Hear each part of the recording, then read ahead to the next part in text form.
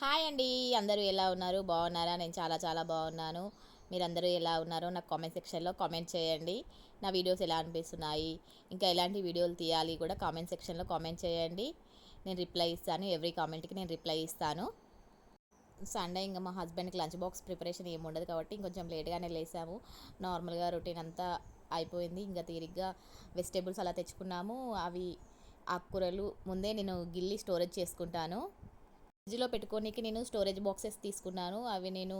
ఇవి చూస్తున్నారు కదా, ఇవే అవి.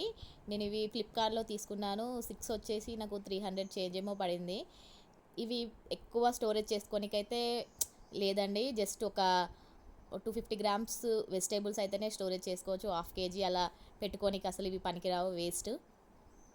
చిన్న ఫ్యామిలీ ఒక 2 మెంబర్స్ 3 మెంబర్స్ ఉంటే సరిపోతుంది. ఆ ఫ్యామిలీకి అయితే సరిపోతుంది, కానీ పెద్ద ఫ్యామిలీకి అయితే ఈ బాక్సెస్ వేస్ట్ అండి. అది చిన్న ఫ్యామిలీ కాబట్టి మాకు సరిపోతుంది. హాఫ్ కేజీ అలా తెచ్చాను అనుకోండి, నాకు కూడా సరిపోదు. ఇంకా డైరెక్ట్ నేను కూడా వెజిటేబుల్ బాస్కెట్లో వేసేస్తాను ఫ్రిడ్జ్లో. ఇలా ఆకుకూరలు గిల్లుకున్నప్పుడు ఆ బాక్స్లో టిష్యూ వేసి పెట్టుకున్నాం అనుకోండి, చాలా రోజుల వరకు నిలవ ఉంటాయి. ఒక 10 డేస్ వరకైనా ఫ్రెష్గా అనిపిస్తుంది.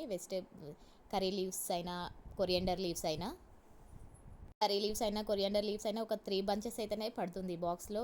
ఇంకెక్కువ అయితే పట్టవు స్టోరేజ్కి.